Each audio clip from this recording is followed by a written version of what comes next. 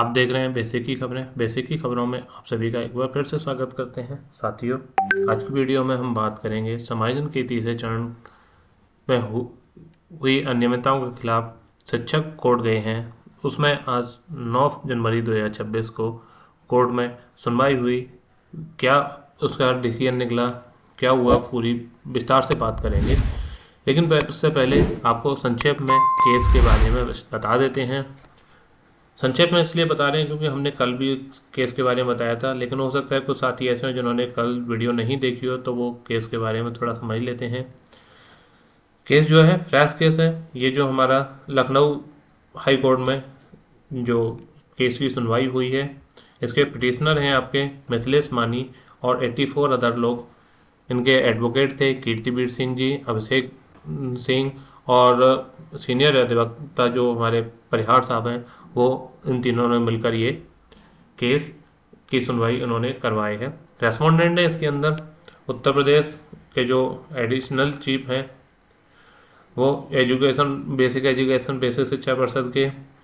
इसके बाद director of education basic education Lucknow, secretary of basic education UP basic education board Prayagraj, Deoria के DM और देवरिया के बीएसए। देवरिया के डीएम और बीएसए को इसलिए पार्टी बनाया गया क्योंकि ये केस देवरिया द्वारा ही किया गया है, देवरिया की टीम ने किया है।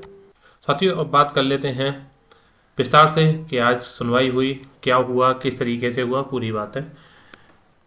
वीडियो को अंत तक अवश्य देखें, काफ़ी महत्वपूर्ण होने वाला है क्योंकि कई सारी वीडियो ऐसी आएंगी जो कि आपका फर्जी डिटेल जानकारी दे रही होंगी। हम पूरा विस्तार से साक्ष्य के साथ आपके साथ शेयर करेंगे। आज देवरिया जिले की याचिका रेट संख्या है 124/2026 की सुनवाई कोर्ट नंबर 18 में जस्टिस श्री प्रकाश सिंह जी की बेंच में हुई।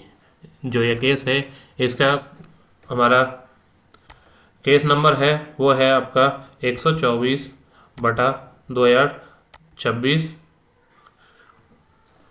यह आपका केस नंबर है। इसकी सुनवाई कोर्ट नंबर 18 में श्री प्रकाश जी की बेंच में हुई थी। मामला शुरू होते ही सरकारी वकील ने याचिका पर ऑब्जेक्शन किया। सरकारी वकील ने कहा कि ये 85 लोग, मिथिलेश मानी और बाकी के 84 लोग मिलकर पूरे प्रदेश में प्रोसेस को नहीं रोक सकते हैं। इनका न्याय क्षेत्र यह नहीं है और इस केस को डिसमिस कर दिया जाना चाहिए। उन्होंने छूटते ही ये सीधे बोला है कि कोर्ट के सरकार के अधिकार क्षेत्र में आता है कि वो किस तरीके से समायोजन करेगी। इसके बाद जो हमारे सीनियर अधिवक्ता थे परिहार साहब ने 1981 सेवा नियमावली पर बहस की और रूल 21 पर बहस की और कोर्ट को सहमत कराया कि बिना पॉलिसी बदले शिक्षकों का जबरन समायोजन नहीं कर सकते हैं। बिना पॉलिसी मतलब बदले का मतलब है, क्योंकि पहला चरण और दूसरा चरण समायोजन का आपका हुआ था स्वैच्छिक और सीनियर जो हमारे अध्यापक बंधु थे उनका किया गया था, और तीसरे चरण के अंदर कनिष्ठ अध्यापकों का बिना कोई ऑप्शन लिए सीधे समायोजन कर दिया गया। तो ये एक रूल बदलने के हिसाब से ही रहा है। इसके बाद 2018 के रीना सिंह केस और 2025 में पुष्कर सिंह चंदेल की याचिका का जिक्र करते हुए उन्होंने तथ्यों को रखा।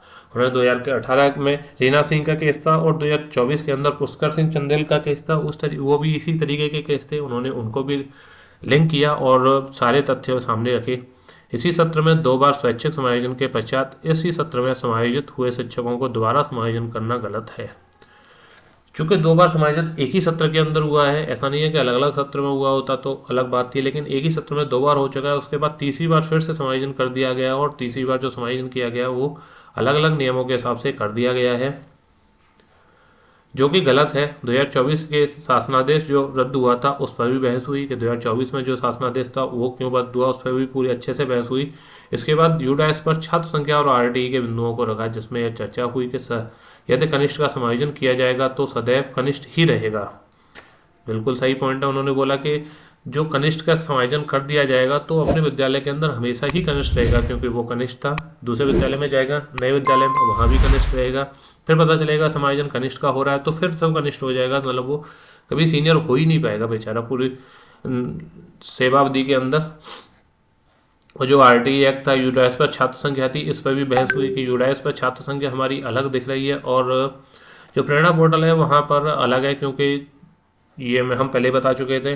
यूडाइस पर छात्रों की जो प्रगति का अद्यतन करना था वो शिक्षकों को ही करना, और शिक्षकों के पास कई सारे अन्य कार्य भी दे दिए गए थे, जिस वजह से शायद वो नहीं कर पाए। तो वहाँ पर कई सारे विद्यालयों के अंदर ये विसंगति पाई गई कि हमारा एक्चुअल नंबर ज़्यादा थे बच्चों के और यूडाइस पर कम थे, तो उनका समायोजन कर दिया गया। ये भी एक पॉइंट था, इस पर भी बहस हुई। आरटीई के बिंदुओं को भी रखा गया। जज साहब ने सभी मुद्दों को बड़ी गंभीरता से सुना और सरकारी वकील को फटकार की लगाई कि आप सही पॉलिसी क्यों नहीं बनाते हैं। आप समय समय पर पॉलिसी बदलते रहते हैं, एक बार एक कोई यूनिक पॉलिसी बना दिए जिससे कि सारा झंझट ही समाप्त हो जाए, लेकिन आप जो है कभी 2 बार अलग से करते हैं और तीसरी बार कुछ अलग पॉलिसी बनाकर कार्य करते रहते हैं। ये गलत है। सरकारी वकील सिर्फ यही बहाना बनाते रहे कि sir last in first out को कर रहे हैं या फर्स्ट इन लास्ट आउट को कर रहे हैं, तो समस्या आ रही है। लास्ट इन फर्स्ट आउट का मतलब हो गया कनिष्ठ, और फर्स्ट इन लास्ट आउट का मतलब हो गया आपका वरिष्ठ अध्यापक।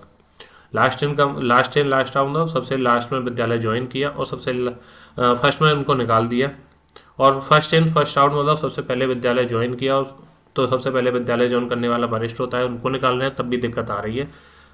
हमारे विद्यालय बंद और एकल हैं, इस कारण हमें यह समायोजन करना पड़ रहा है। लेकिन वो ये मानने को तैयार नहीं है कि आपने अगर 2 बार पहले इस तरीके से किया तो तीसरी बार भी इसी तरीके से करना चाहिए था। वो ये कहने को तैयार ही नहीं थे, वो सिर्फ अपनी रटी रटाई बातें करते ही रहे।